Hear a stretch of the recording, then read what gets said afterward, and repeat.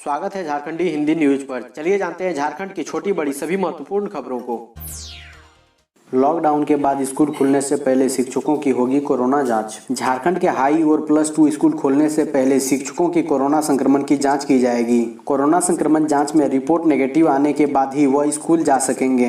राज्य भर के सभी शिक्षकों की कोरोना जांच की सरकार तैयारी कर रही है। बोकारो जिला में हाई और +2 स्कूलों के शिक्षकों की कोरोना जाँच 28 अगस्त को की जाएगी। इसके लिए जिला शिक्षा पदाधिकारी ने संबंधित सभी स्कूलों के प्रधानाध्यापकों को निर्देश दे दिया है।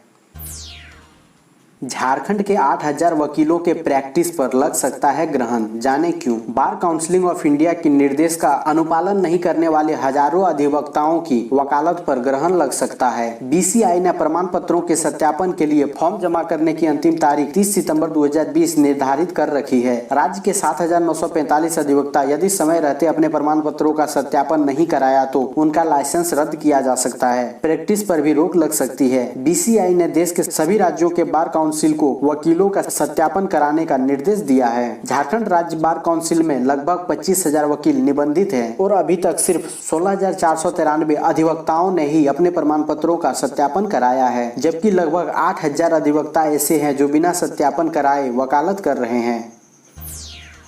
कोरोना मरीजों से अब निजी अस्पताल नहीं कर पाएंगे मनमाना वसूली, जाने कितना देना होगा। राज्य के निजी अस्पतालों में कोरोना से संक्रमित मरीजों के उपचार की दर स्वास्थ्य विभाग ने तैयार कर ली है। विभाग द्वारा तैयार किए गए प्रस्ताव पर स्वास्थ्य मंत्री का अनुमोदन मिलने के साथ ही इसे लागू कर दिया जाएगा। सूत्रों के अनुसार अब राज्य के प्राधिकृत बड़े शहरों के बड़े अस्पताल भी कोरोना मरीजों से एक दिन में लगभग 18,000 से ज्यादा की वसूली नहीं कर पाएंगे। इन अस्पतालों को national accreditation board for hospital and health care से मान्यता प्राप्त होनी चाहिए। वहीं छोटे शहरों में नॉन एक्रीडेटेड हॉस्पिटलों में एक दिन का अधिकतम रेट 9,000 हो सकता है। झारखंड में शुरू होगी बस सेवा, जाने कब और कहां से चलेगी बस। बिहार में बस सेवा शुरू किए जाने के बाद झारखंड में भी परिचालन की मांग उठने लगी है। हालांकि परिवहन विभाग ने अभी इस पर कोई निर्णय नहीं लिया है। विभाग को सरकार के निर्णय का इंतजार है। सूत्रों की माने तो सितंबर से अंतर जिला बस परिचालन की मंजूरी मिल सकती है। उधर बसों का रोड टैक्स माफ करने को लेकर भी प्रस्ताव तैयार किया जा रहा है। झारखंड में 23 मार्च से अंतर जिला और अंतर्राज्यीय बस सेवा बंद है। केंद्र ने अनलॉक 1 से 3 में जो छूट दी है उनमें भी झारखंड सरकार ने बस परिचालन पर पाबंदियां बरकरार रखी। अधिकारियों का कहना है कि आपदा प्रबंधन के तहत बनी समिति की सिफारिश पर राज्य सरकार 31 अगस्त के बाद कोई निर्णय ले सकती है। उस निर्णय के आधार पर ही बसों का परिचालन निर्भर करता है। विशेषज्ञ की राय, देश में कोरोना से मृत्यु दर कम, लेकिन यूपी, बिहार, झारखंड को अधिक सतर्क रहने की जरूरत। ये राज्य संक्रमण के पीक की ओर बढ़ रहे हैं। कोरोना के हर रोज बढ़ते केस और रिकवरी रेट पर स्वास्थ्य मंत्रालय का कहना है कि जनसंख्या के लिहाज से भारत की स्थिति अभी बिगड़ी नहीं है, क्योंकि सबसे अहम मृत्यु दर है जो दूसरे देशों की तुलना में काफी कम है। महानगरों और बड़े शहरों के बाद दूसरे राज्यों में कोरोना के केस बढ़ने लगे हैं। ऐसे में एक बार फिर पीक पर बात हो रही है। स्वास्थ्य विशेषज्ञों के मुताबिक आने वाले समय में यूपी, बिहार, झारखंड में लोगों को ज्यादा सतर्क रहने की जरूरत है। सिर्फ पहली पत्नी को पति की संपत्ति पर दावा करने का अधिकार। सिर्फ पहली पत्नी को पति की संपत्ति पर दावा करने का अधिकार होगा। इस संबंध में बंबई उच्च न्यायालय ने मंगलवार को कहा कि कानून के मुताबिक अगर किसी व्यक्ति की 2 पत्नियां हैं और दोनों उसके धन पर दावा करती है तो केवल पहली पत्नी का इस पर अधिकार होगा, लेकिन दोनों शादियों से पैदा हुए बच्चों को धन मिलेगा। झारखंड के 90% पंचायतों में नहीं पहुंची इंटरनेट सेवा। पंचायतों को डिजिटल बनाने के उद्देश्य से शुरू की गई केंद्र सरकार की भारत नेट परियोजना झारखंड में फेल है। यहां की 4,356 ग्राम पंचायतों में से अब तक 2,675 ग्राम पंचायतों को ही ऑप्टिकल फाइबर के जरिए नेट कनेक्टिविटी से जोड़ा जा सका है। इनमें से भी केवल 10% ग्राम पंचायतों में नेट सेवा शुरू हो सकी है, जो पंचायत भवनों तक ही सीमित है। इस तरह 1681 ग्राम पंचायत को अब तक ऑप्टिकल फाइबर से नेट कनेक्टिविटी नहीं मिली है। भारत सरकार के दूरसंचार मंत्रालय ने वर्ष 2014-15 में भारत नेट परियोजना शुरू की थी। सागों में छिपा है सेहत का राज, कई रोगों की अचूक दवा। झारखंड में उगते हैं 70 से ज्यादा प्रकार के साग।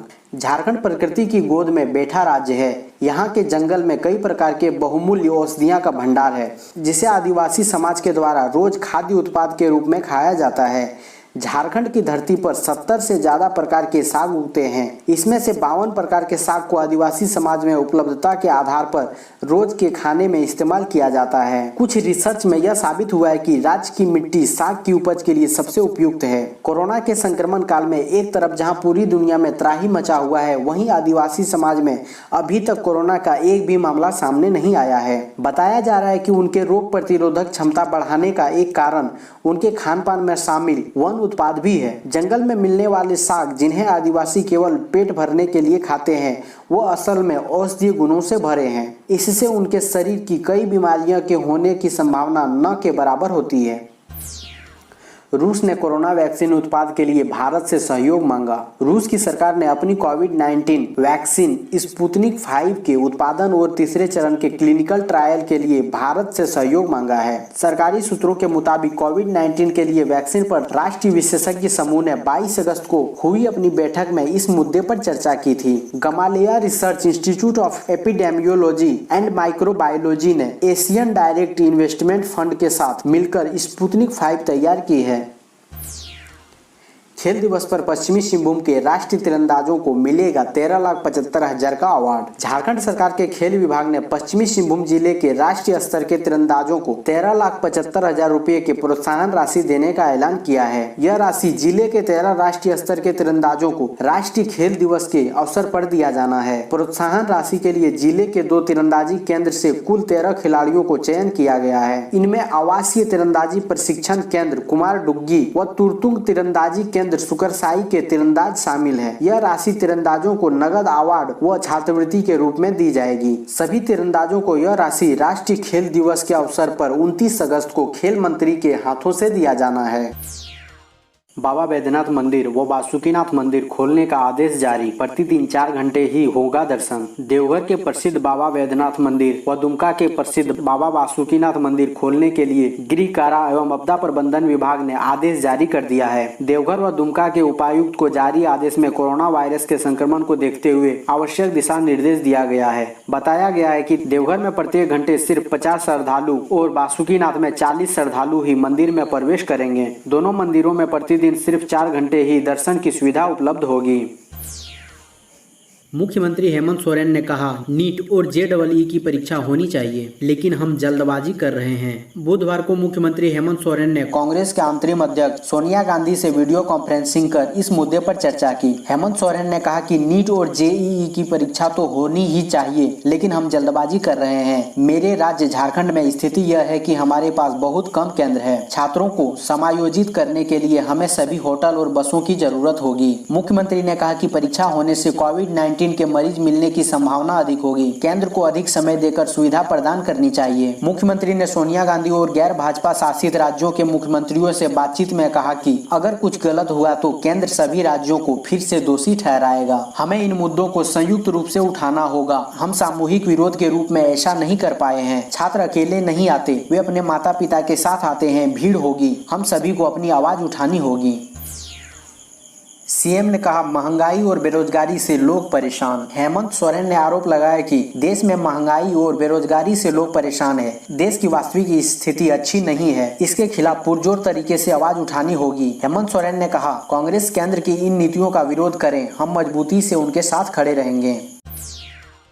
राष्ट्रीय शिक्षा नीति से कॉन्ट्रैक्ट पर पढ़ाने वाले प्रोफेसर का करीब 1.5 गुना हो जाएगा वेतन। देश में नई राष्ट्रीय शिक्षा नीति को लागू करने की दिशा में शिक्षा विभाग के अधिकारी जी जान से जुट गए हैं। देश में नई राष्ट्रीय शिक्षा नीति के धरातल पर उतारने के बाद कॉन्ट्रैक्ट पर पढ़ाने वाले टीचर को भी लाभ मिलेगा। इसमें प्राइमरी स्कूल से लेकर माध्यमिक एवं +2 के शिक्षकों के साथ साथ कॉलेजों एवं विश्वविद्यालयों में पढ़ाने वाले प्रोफेसर को भी फायदा होगा। राष्ट्रीय शिक्षा नीति में कॉन्ट्रैक्ट पर नियुक्त होने वाले प्रोफेसरों के लिए भी बेहतरीन योजना है। नई शिक्षा नीति लागू होने के बाद इसका भी वेतनमान बढ़ जाएगा। नई शिक्षा नीति में केंद्र सरकार ने संविदा पर काम करने वाले शिक्षकों एवं प्रोफेसरों को बड़ी राहत देने की घोषणा की है।